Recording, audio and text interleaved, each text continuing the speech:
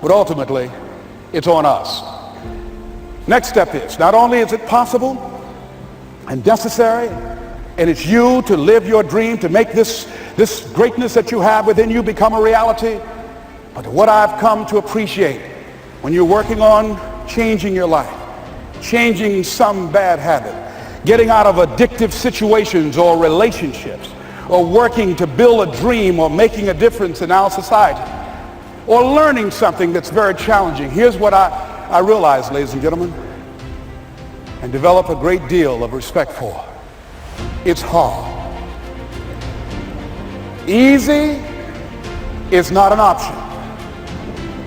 It's hard living. Life is hard. See, it's hard when you are 49 years old, been working on a job for 17 years, and they come in and tell you you're finished and give you 1 week severance pay. And you got to start all over again. It's hard when you're married and raising children and your children are crawling and your husband dies unexpectedly. It's hard handling just the tragedies of life. It's hard when you're working on something and you put everything you have in it and it doesn't work out. You lose your money and other people's money. It's hard. It was rough when I lost my job and I could not find a job. It was humiliating and embarrassing, borrowing money, and then I couldn't pay the money back when I told them I would. That's rough. How people look at you, how they respond to you. It's very hard. It's humiliating. Here's what I discovered that happens to you in life, that you will go through things, and while you're going through them, you can't understand why it's happening to you. But after you go through it, you get back and you look at it and you say, oh, now I understand why I needed that lesson. Have it ever happened to you? Raise your hand. Has it ever happened to you that I couldn't understand it then, but after I got through it, then I saw that was preparing me for bigger and better things.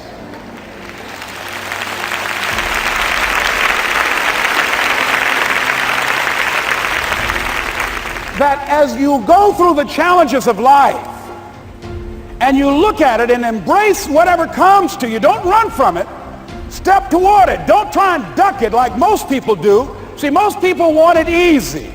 See, easy come, easy what? Easy go.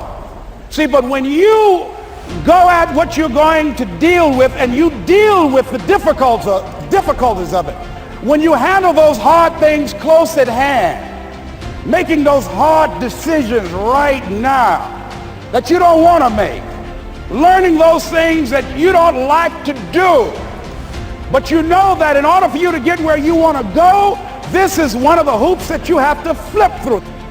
And I'm saying to you, whatever you got to do it, because if you don't, life is going to whoop you until you surrender and say, okay, all right, I cooperate, okay, I learned, okay. It had to wear me out a long time. So if it's hard, then do it hard.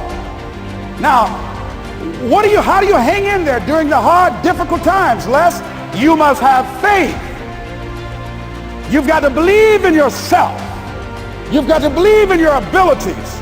You've got to believe in your service, your company, your ideas, unquestionably. You've got to have faith, and that faith gives you patience.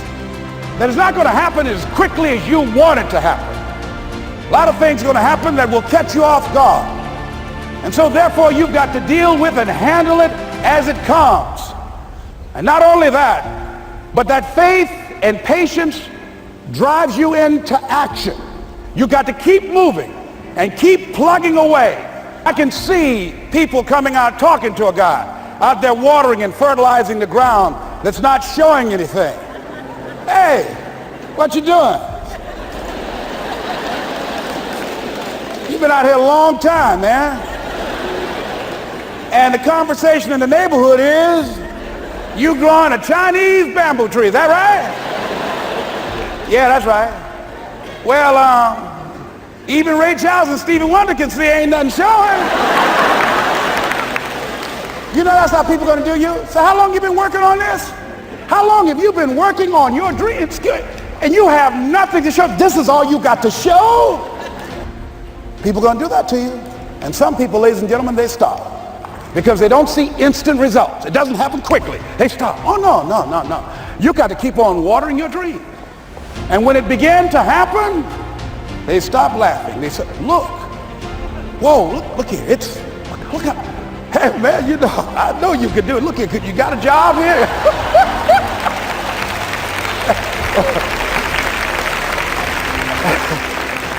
See, during those hard times, we didn't know how you're going to make payroll. During those times when you failed and things didn't work out, they were nowhere to be found.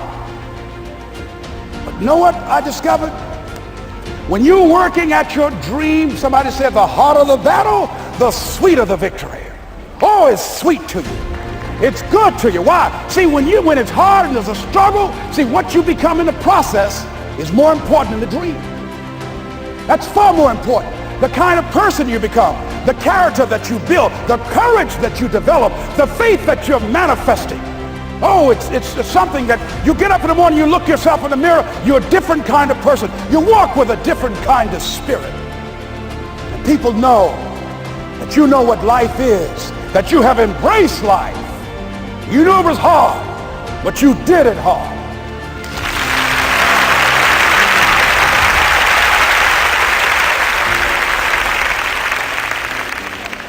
Now it takes us to the next level. If it's hard, why do people do it? You ask people who do things. Why do they go it? People who climb mountains just for the sake of it. Nobody paying them to do it, just do it. Somebody said, I'm going to run around the world. He said, well, why would somebody want to do that? I'm going to swim the Atlantic Channel. Why? Why do people do that? I wondered, why would a Nelson Mandela give up 26 years of his life? Why do people do that? Here's what I discovered in high school. High school, I decided I wanted to go out for football. Never forget this. And I discovered why people do things. You know why, ladies and gentlemen? Even though it's hard, it's worth it. It's worth it. See, one day we had Coach Alkin Hepburn had this plaque down there and this wood on the floor, on the ground. He said, Brown, come over here. I had my suit on. I said, yes, sir. He said, I'm going to have old Larry Littles down there. Old big Larry. Yes, sir. Big, fat, sorry Larry. Yes, sir. Brown, I want you to get down bull neck. Yes, sir. He said, I want you to run at Larry. I want you to put your helmet right in his pit, right up and hit his chest and knock him off that board. You hear me, Brown? You can do that. Yes, sir. Can you do that? Yes, sir. I said, hubba, hubba. I said, hubba, hubba. He said, Brown, I want you to knock him off. You're going to make the team. I know you can get him, all right? We'll get him. I'm sorry. He is. Knees knocking and everything. I said, yes, sir. Then he went down to Larry. Larry Littles, who played 12 years for the Miami Dolphins, all pro for 12 years. This is a bad, big dude. 250 pounds, strength, agile, and all muscle. He said, Larry, he said, man, you know Brown down there. He's down there talking about your mama and everything. He talked about how fat and sorry you are and how he's going to knock you off this board. Larry now spitting fire and growling and foaming at the mouth. And I'm looking at Larry saying, oh, hubba, hubba. He said, look at that fool down there growling. He told me he's going to scare you that you're going to leave. Are you going to leave? No, coach, I ain't going to leave. Go down there and knock him out the park. Boy, coach got back. He winked at me. Go get him, Brown. I went hard. I ran into Larry with my helmet. Larry said, boom. I don't know where I landed. When they woke me up, I said, can y'all take this helmet off me for a minute? I said, y'all got any more positions out here? They said, like where? I said, don't y'all need an announcer? They said, Brown, where you going? I was crying. They said, man, some girls over there. I said, I don't care, man, I'm hurt. So that fool almost killed me, man. He said, Brown, you quit, man? I said, yeah. I said, what? I said, it ain't worth it, man. No, it ain't worth it. Y'all go ahead. Y'all crazy. I'll be your announcer, man. I was calling the game. I was up there in the booth. Call good games, too. Because the pain wasn't worth it to me. And I'm saying to you, you know why people do what they do? The people who go after their stuff, what makes it worth it? It's got to be your passion. You got to love it, ladies and gentlemen. You got to love it. It's got to be what you are supposed to do. You want to sing, and even though they won't invite you to Carnegie Hall, you're going to sing to anybody that listens to you, including singing to yourself. I used to talk to my plants when nobody else would listen to me. You got to write, even if no one published your book, write, because that was given to you to do. You do what it is you're supposed to. You're supposed to build something. You're supposed to create something. I don't know how to do it. Learn. Do whatever is required. Just go out there. It's possible you can get what you want. It's necessary. If you want it, you got to go into action. You got to be willing to experiment. You got to be willing to fail and to succeed. You got to be willing to form and develop new relationships. It's you. It's on you. You got to make that happen. Nobody's going to bring it to you on a silver platter and say, here's your dream manifested. No, it's hard. Yes, it's hard. It's difficult. Yes, right. And it's worth it.